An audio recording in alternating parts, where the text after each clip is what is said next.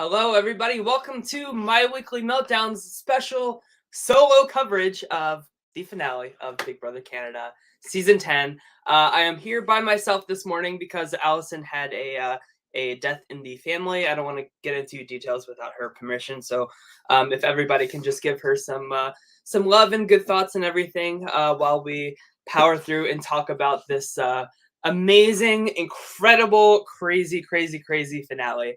I'm not used to doing the show by myself, so sorry if I'm like tripping up at all or anything like that. But we're gonna get through it because there's a lot to talk about here. So I think the last time we talked, we were heading into the final four, talking about different scenarios of who was winning the HOH, who was winning the veto. Hey, Pokemon, thanks for being in the chat here. Feel free to submit any questions to me or anything like that you want me to talk about here. But last we heard, we were headed into the final four. You know, we thought maybe Kevin could win, but it wasn't looking good because it was him and Helena versus Betty and Josh. So of course, Josh won that final four HOH. He put up Kevin and Betty just to honor Helena's streak of not ever touching the block or anything. But Josh wins the power of veto also, and he decides to take down Betty to make sure that Betty is the sole vote to evict between Kevin and Helena. And that's the last that we heard before the feeds shut off for good for the rest of the season. So all of us assumed pretty safely that of course Betty's going to evict Kevin over Helena here, right? Like Kevin is certainly the much better player. Betty has kind of had this like weird rivalry with Kevin all season long. So it's a surprise to us all when we watch the finale episode and we see that Betty did in fact evict Helena. And so the final three is Josh, Betty, and Kevin. And none of us really saw this coming. None of us really thought this would happen. But it leaves the game like pretty wide open for this final three. Like I really could have seen a scenario where like anybody in that final three wins if like the right order of events happens. So then of course we get to the final HOH. And Kevin wins the first part. It was an endurance competition, basically. It was very much so like Survivor. Like you had like a little like you had a pole and you had to stack like discs on top of it. 26 total, which is a pretty high number for something like this. I think they could have done it to like maybe 15 or 20. But I don't know. I like BB Can has been really harping on like the fairness of competitions and making sure they're not as physical and biased towards men. So I've really been like keeping a close eye on like just checking in with myself for each of these competitions and being like, is this fair? Is this like an equal playing ground? And I don't think that this round was particularly fair for Betty or any woman competing because it was just a lot of bicep strength because you were only allowed to hold it with one hand. So it wasn't a matter of balance. It was more like a matter of strength, in my opinion. So I think that they should have been able to hold it with two hands so that it was just like all about balance. But so of course we see that Kevin wins that first part of the HOH. Josh takes the second part of the HOH. So it comes down to Josh and Kevin in the final HOH round 3. And we thought Kevin was going to be evicted at final 4. But like once this happened, we were all like, maybe he'll probably get evicted at 3. Like Josh will win and Josh will take Betty. Well, it ended up being like such a nail biter, right? Because so we got down to I think it was like 5 and 5. It was a tiebreaker, so they moved on to a couple tiebreaker questions where they had to if you lose the question, like you're out. So it was very much so just like playing on until somebody messed up and lost the round. But we ran out of time, so we went to a double tiebreaker. And Josh ended up winning the final HOH. So we thought like, okay, well, Kevin made it to final 3 instead of final 2. But at least he made it past 4 where we thought he was being evicted by Betty, right? Well, we were wrong again. So Josh ends up standing up in front of Betty and Kevin and says, listen, I think like you were my best friend like this entire time. We've been playing the game like so well up until this point together, but I think that you are my bigger threat to win. And I thought he was talking about Kevin, but he looks at Betty and says, Betty, I'm choosing to evict you. And I just feel really bad for Betty. I don't think that she saw this coming at all. When he said the news, she just kind of like collapsed, right? Like she just like didn't know how to take it, and I think that she had every reason to be upset, right? Like this is very different from like the John versus Netta, who's gonna cut who in the final of BB Can 2, right?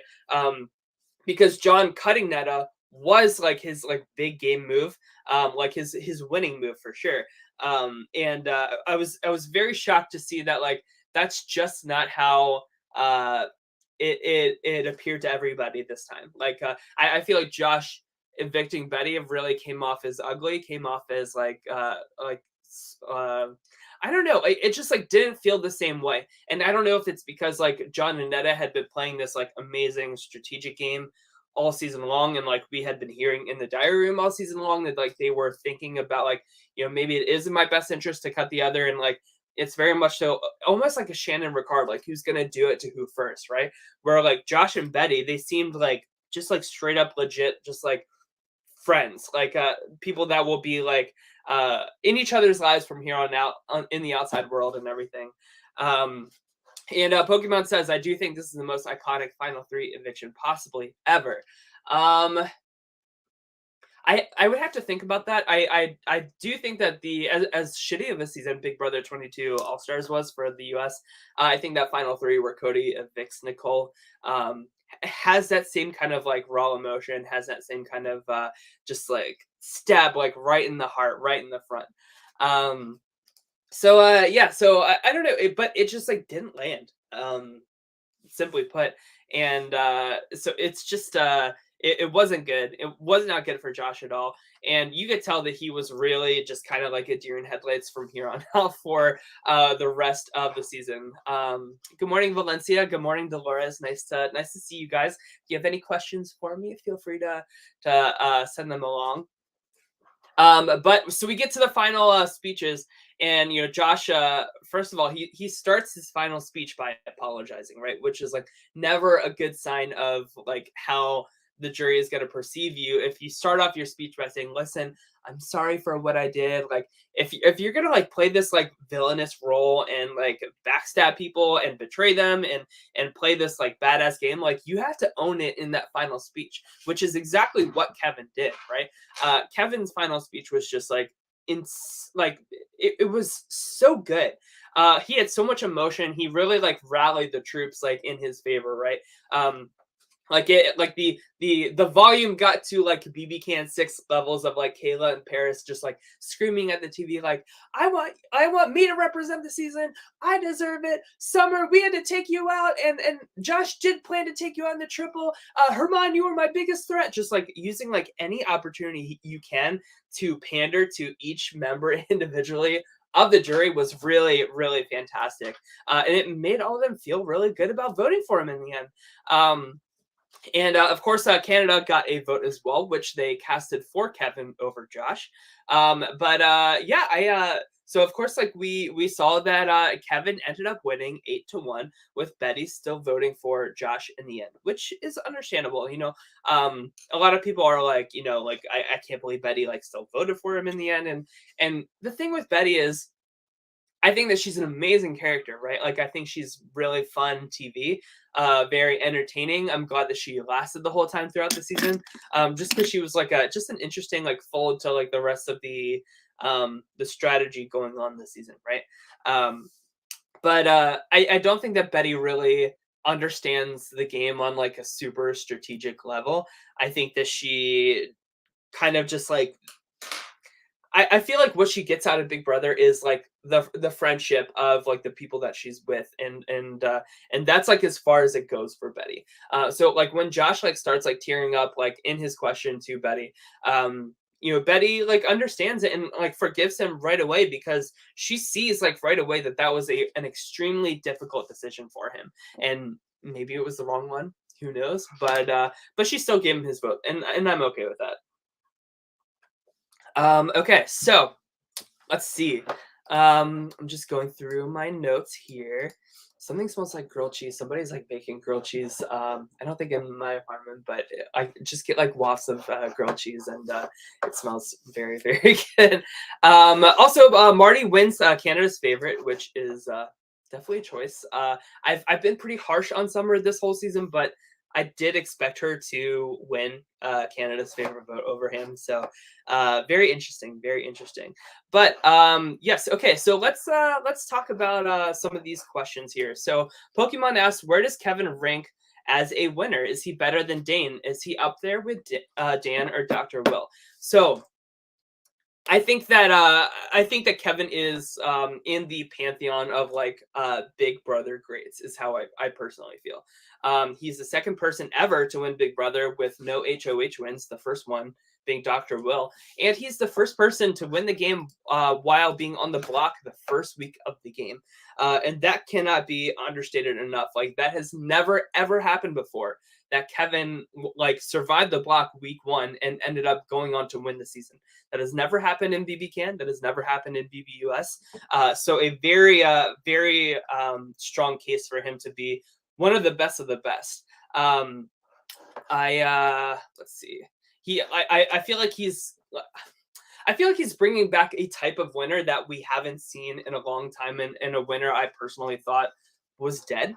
Like a Dan Giesling style game where like it's you play this like badass, like sneaky, stealthy, smart, backstabby game the entire way. But you do it all with like a smile on your face and kind of make fun of like the whole situation, right? And it never gets personal, it never gets ugly. But it is so unapologetically, I'm going to do whatever I need to do to survive and remain in the game. And for that, I think so. I have a list of my Big Brother winner rankings between Big Brother US and Big Brother Canada. I just have them combined all into one list. So I'm gonna read my list. I'm gonna read it from. Should I read it from the worst to the best or best to the worst? I'll go with worst to the best. So in last place I have Adam, and then the Pax Bros, Josh, Jordan from BB11, Rachel Riley, Evil Dick, Sarah from BB Can 3, Lisa, Jillian from BB Can 1, Xavier, Paris, Casey. Although I might put Paris up higher now that I'm looking at this. Paris from BB Can 6, Casey, Steve, Ian, Nicole, Jackson, Tyshawn from BB Can 9, Boogie, Kevin Martin, Drew, John from BB Can 2, June, Dane from BB Can 7, Hayden, Derek, Cody, Maggie, Andy, and then in third place is where I put Kevin from BB Can 10. And then Will is number 2 and Dan is number 1. So to go from best to worst now, it's Dan, Will, this season's Kevin, Andy, Maggie, Cody, Derek, Hayden, Dane, June, John, Drew, Kevin Martin, Boogie, Tyshawn, Jackson, Nicole, Ian, Steve, Casey, Paris, Xavier, Jillian, Lisa, Sarah, Dick, Rachel, Jordan, Josh, the Pax Bros, and Adam as last. So that is that's my opinion. Like now that I'm looking at this list again, I think I might rank Paris a little higher, maybe between Nicole and Ian. I think that makes sense. But yeah, so safe to say Kevin is the one of the best one-time player winners of all time. Like just like hands down. Like, and I'm so glad that the season ended up in this way, right? Like it very much so could have been like Betty takes out Kevin or Josh takes out Kevin. Like I feel like Kevin was like easily by far the best player of the season, and due to everybody's like bad gameplay, he kind of like stumbled into being able to win and represent the season in like the very best way possible. And I don't mean that in like a mark on his game or anything. I just think that this season was full, and I do mean full of bad, just terrible moves. And the mark of a great Big Brother player is how do you change those terrible moves that are happening all around you and spin them into something that is positive for your own game. And that is something that we saw Kevin do every single week in Big Brother here. We saw him really navigate stuff like Kyle's HOH. We saw him navigate the triple and how he was like never nominated or even considered to be nominated, which him and Helena should have been like targets number one for that triple, and so much more, so much more. Let's see, just reading the chat now.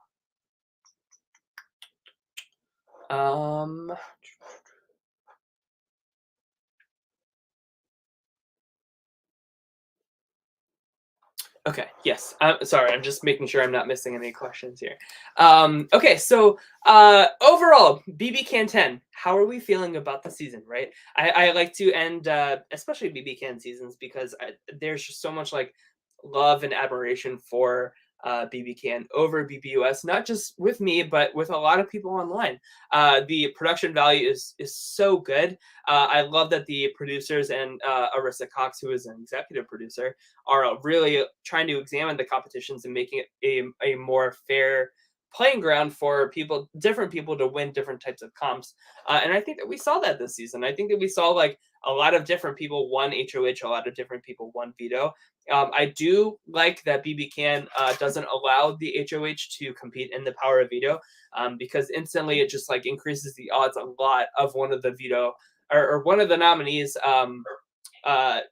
winning the veto and using it, which just causes a lot more chaos this season, right? Like this season has to be one of, if not like a record for the most amount of times the veto was used in a single season. And I think that chaos like adds to how good this season was. Some of my like highlights from the season were Kyle's HOH, of course, which led to Stephanie's fantastic blindside that she didn't see coming. But man, Kyle's HOH was like one of the worst HOHs, if not the single worst. And I do mean like even worse than Devin in BB16. I think that's probably the or maybe Sarah Beth in BB22. But I just like it was so crazy to me like how Kyle had like such a great majority alliance like working for him and everything like that, and he just threw it all away just for like crazy unchecked paranoia. And it was just like such a crazy roller coaster for us all to be watching play out live on the feeds. But it was very entertaining. Jacey-Lynne winning that secret power veto, which I thought was another big mistake of the season. She should have used that secret power veto to force Gino to put up Summer and Jacey-Lynne to evict Summer at that point. I think that would have been so much better for their game, because then there would have been room in that triple eviction for Kevin and Helena to maybe be put up there. Another bad move was literally every time Marty was in power, and just like the chaos of just his sorry Marty, but ineptitude of the game. Of course, Gino and the infamous gummy bear incident will live on in BB Can and BB history as one of the worst moves ever made. Let's see. The safety chain twist. I thought I really enjoyed that twist for like instead of just like a standard like double eviction. Of course, like these kind of twists like tend to help the majority more than anything. And we saw that it led to Jessica being evicted, which they were like very clearly on the bottom. So I don't know, like I just enjoyed that, like it really caught them off guard. I enjoyed that production didn't like immediately cut to commercial after they explained the twist. They said like, this is the safety chain. Moose, go ahead and stand up and make the first link in the chain. Go. And I loved the scramble there, and we saw the fear on like everybody's faces, and it was amazing. It was perfect. Dolores says worse than Marcellus. I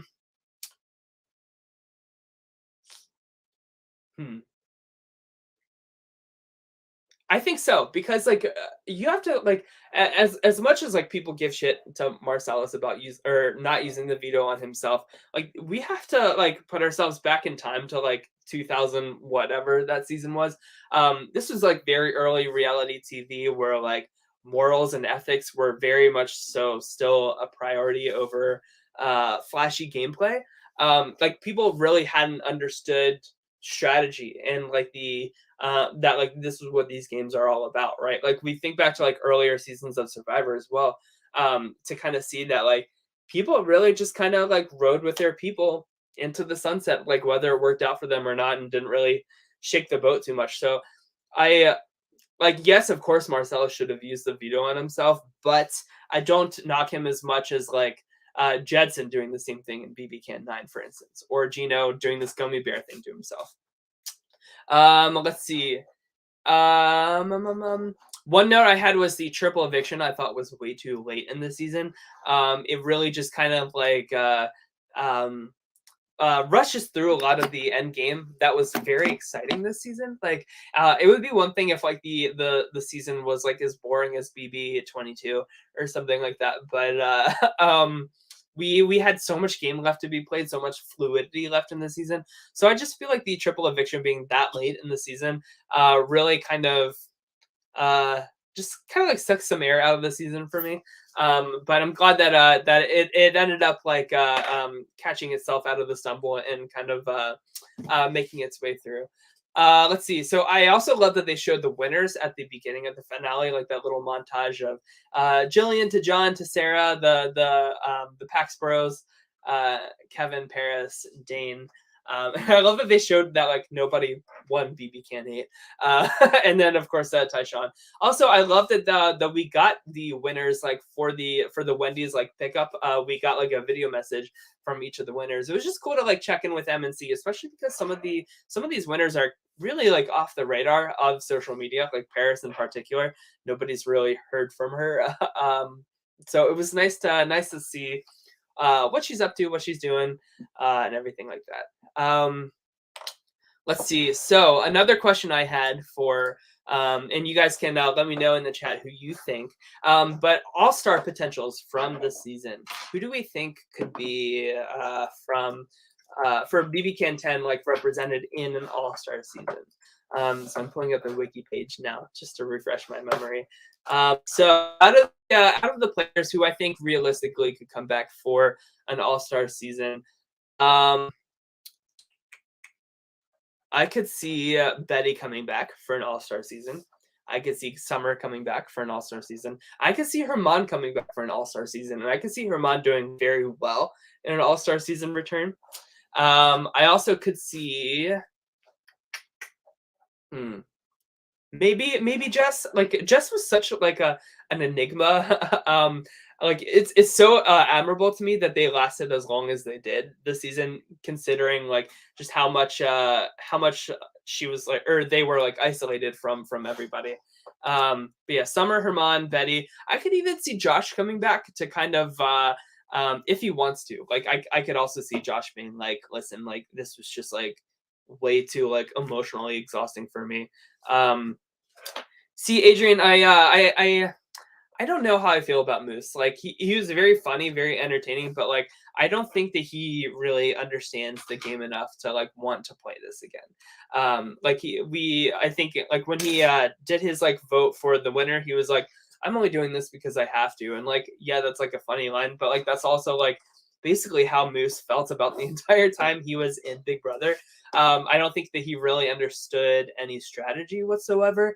And I think that there are more entertaining versions of like this casting archetype for an all-star season. Like we have to remember, like BB Can has not done a proper all-star season yet, and I'm so worried that like the more seasons we go on without an all-star season, the more like some of these amazing characters are going to be left on the cutting room floor, unfortunately.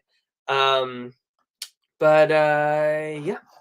Let's see. So also, Kevin is the most winningest winner with $100,000 and $500 due to that stupid twist that ended after like 1 week, where like every person that survives the block is going to open like a door and get a prize that only lasted 1 week, and so Kevin got $500 from that. But yeah, exactly, Dolores. Moose didn't see enough seasons. He only saw season 6 twice, which like that season in particular is edited so differently than how like the live feeds and how the actual game like played out and everything. So Pokemon says, I think the show preferred Kevin, Jacey-Lynne, and Betty the most. Jacey-Lynne had the second most DRs and the show liked her. Yeah, I would agree with that. Like I thought she was a pretty boring character. And if they're gonna have like a veto queen again coming back, I would rather see Ashley from BB Can 3 than Jacey-Lynne, I think. Yeah, I don't know. She was okay. She actually had some funny stuff in the jury segments, which I appreciated. One more thing is I love that Kiefer led the panel of discussion. Just a good nod to his popularity last season.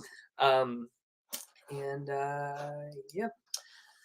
So let's update our draft here. So I did say that so Adrian ended up winning the draft with Kevin. Now keep in mind, Kevin actually was not drafted. He was 16th out of 16. And since we only had 15 slots for just like even fairness sake, we said whoever got the first evicted would inherit Kevin. So Melina was the first evicted, so Kevin got onto Adrian's team by default. But I said here, a win is a win is a win. So even though it happened by default, Adrian, congratulations on winning the BB Can 10 draft. Yeah, so I think that that wraps it up for the season for us here at my weekly meltdown for BB Can 10. Thank you guys so much for tuning in and supporting our show and everything like that. It means the world to me. I know that BB Can 10 isn't like as popular of coverage as like Survivor or Big Brother US or anything else, but like BB Can is such a passion for me because I think that the people at the top really care about the product of television that they're creating. I think that the cast is always so much better than Big Brother US. And even the host is like a million times better because she is an actual fan of the show rather than like Julie Chen Moonves, who has been like grandfathered into this like shitty like CBS production that she just uses as like a platform to like spew nonsense about crazy religion. You can tell like the people in charge at BB Can just like really care about their show. I thought the theme of the house with the like 70s like game show aesthetic was really cool, very well done, and it's cool to see the care of that theme carry all the way into round 3 of the final HOH. Yeah, I just like I BB Can just like knocks it out of the park every time for me, and like I would much rather watch like the worst season of BB Can than pretty much any season of BBUS. And I don't say that lightly because like it's crazy. Like there are lots of reports that like Alison Grodner, the producer of Big Brother US, she actually doesn't like BB Can. She doesn't like how the house looks. She doesn't like the twists that they do. She doesn't like the cast that they have. Like she just talks a whole bunch of shit about BB Can's production, and it's a shame because like BBUS can absolutely learn a thing or two from how BB Can like creates their product. And I just I'm just always rooting for BB Can's success because they just feel like this this underdog in the reality TV world that should be taken more seriously because it is an amazing, amazing, amazing show. One more thing is I wanted to give just some thank yous to just all the people on Twitter that update people that are a little too busy to be watching the live feeds all the time. I want to give a special shout out to Taryn for his amazing morning updates that definitely keep me up to speed on all things BB Can, especially in such a chaotic, ever-changing season like this. So I wanted to say thank you to that as well. I guess one more thing is like I see a lot of people online talking about like, is this season better than BB Can 9? I still enjoyed BB Can 9 more than BB Can 10. But I can certainly understand how this could be a lot of people's favorite season of all time, especially ending the way that it did, right? Like ending in such an incredible winner. And the thing is, like, I could see Kevin, like, if he did return, I could see him doing equally as well. And because like he wrote such a fine line of like being this like mad scientist, like crazy strategist, but also still having like one hell of a loyalty to Helena the whole time. Like he said in his final speech, I would lose my game for you if I needed to. And just to like to publicly state like that amount of loyalty, I think could fare really well for him in an all-star season if he were to return, because people wouldn't see him as this like crazy backstabber. They would see him as Kevin, the one that was like loyal to Helena like all the way up into the very end and had no thoughts of turning on her whatsoever. And just being known as the funny guy who dressed up in a suit and talked like a lawyer to Gino. Like I think that like that is how he will be remembered for an all-star season, and I think that those are two very good things that could work to his benefit for a return season. Yes, Pokemon says, I love how much of a fan Kevin is. Yes, he's also a RHAP patron, so very cool to see somebody in the community make it so far and win and have one hell of a win too. Yeah, so like I said, everybody go give Allison some love. She had a death in the family, so she is I think she's gonna be away from the show for about a week or so, but don't worry, we'll be back in some way, shape, or form probably on Monday to recap episode 3 of the Real World New Orleans Homecoming. And we'll be back on Wednesday to talk about episode 11 of Survivor. Crazy that season's ending already too. Yeah, and no BB Can this Thursday because we are done the season. So yeah, so thank you guys all for tuning in and entertaining my 30-minute monologue by myself. It feels a little awkward just to talk to the camera all by myself. But we have one more question. Do we think BBUS will ever consider not letting HOH play in the veto? They should consider it because I like it. I like it so much because it messes up the plan so much, like so more often. I think like any time that like more chaos can be thrown into the mix for something as formulaic and slow moving as Big Brother, I think the better. So yep. All right. Well, everybody have a great rest of your night. Take care, and we'll see you guys later. Bye.